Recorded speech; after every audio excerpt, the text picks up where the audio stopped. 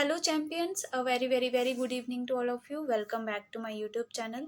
मेरा नाम है वैशाली शर्मा और रोज़ की तरह आज भी द हिंदू एडिटोरियल वोकेबलरी मैं आपके लिए लेकर आई हूँ। आप चाहे किसी भी ऐसे एग्जाम की तैयारी कर रहे हो, बैंक, एसएससी, रेलवेज, यूपीएससी या स्टेट लेवल पे किसी भी एग्जाम की, तो ये सेशन आपके लिए काफ़ी यूज़फुल है। तो बने रहिए मेरे इस सेशन में। आई होप आपको ये वर्ड्स काफ़ी अच्छे समझ भी आ रहे होंगे और अब जो एग्ज़ाम्स आने वाले हैं उन सब में इंग्लिश सेशन में आपको ये वर्ड्स देखने को मिलेंगे। तो चलिए आज का जो सेशन है वो शुरू करते हैं। हमारा जो सेशन का आज हमारा फर्स्ट वर्ड है वो है रिलेंटलेस। इसका मतलब होता है, मतलब वो चीज़ जो रुकने का नाम ना ले, वो चीज़ जो पूरी मतलब पावर में डिटर्मिनेशन के साथ लगातार काम करती रहे, उस चीज़ को या उस इंसान को बोलते हैं हम रिलेंटलेस।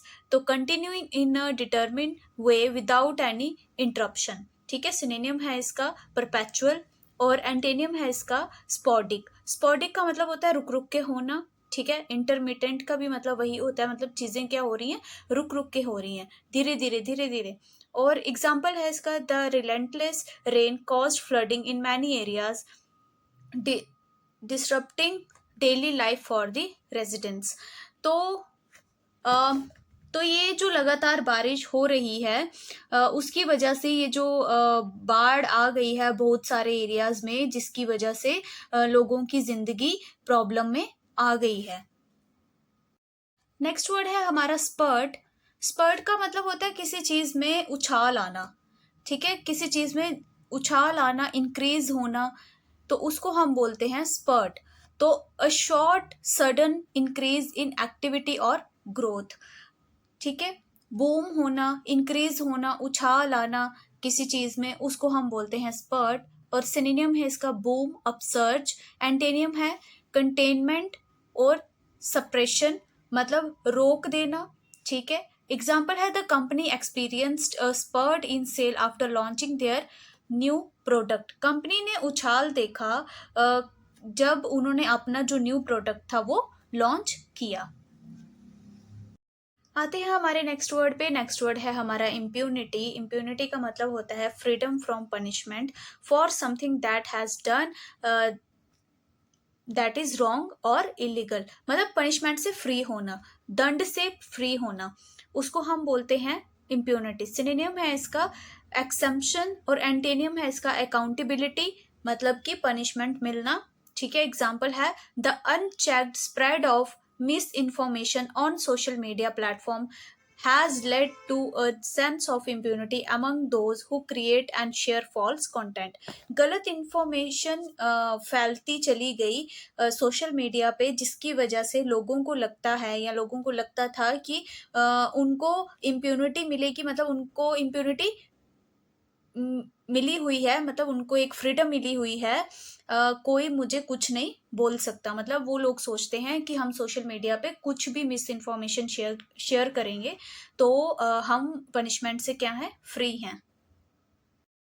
नेक्स्ट वर्ड है हमारा सीनियरिंगली। मतलब सामने वाले को क्रिटिसाइज करना, कोई रिस्पेक्ट शो नहीं करना, उसका ऐसे मजाक बनाना क्रिटिसाइज करके, उसको हम बोलते हैं sneeringly in a way that is rude and does not show respect. Synonym है इसका स्कॉफिंगली, मतलब ये काफी इंपॉर्टेंट वर्ड है। एंटेनियम है इसका रिस्पेक्टफुली। ठीक है, मतलब रिस्पेक्ट देना या रिस्पेक्ट करना सिंसियरली। और एग्जाम्पल है इसका Lisa rolled her eyes and sneeringly remarked, oh great, another genius plan from the team leader. Lisa ने अपनी आईज रोल की और उसने बहुत क्रिटिसाइज किया सामने वाले को और बोला कि एक और प्लान लीडर की तरफ से। नेक्स्ट वर्ड है हमारा कोहरेंट। कोहरेंट का मतलब होता है सारी चीजें कनेक्ट होना, ऑर्गेनाइज्ड होना, वेल ऑर्गेनाइज्ड होना, उनको हम बोलते हैं coherent. In a logical and well organised way that is easy to understand and clear.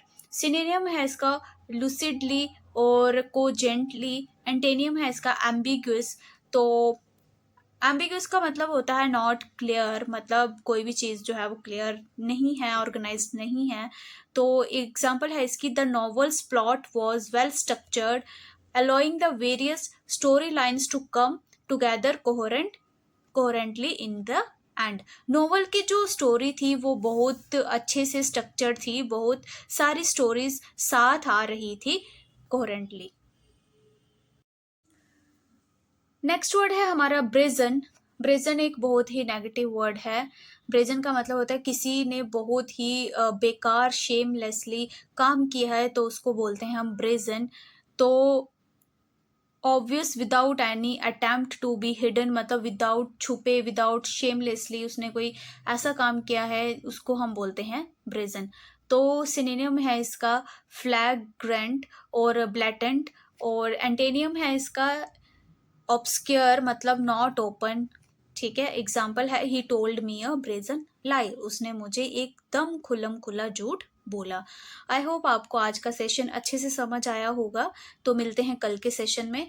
बने रहिए मेरे इस सेशन में, बाकियों के साथ भी शेयर करें इसको और सब्सक्राइब करें इस चैनल को। Thank you so much. Good bye.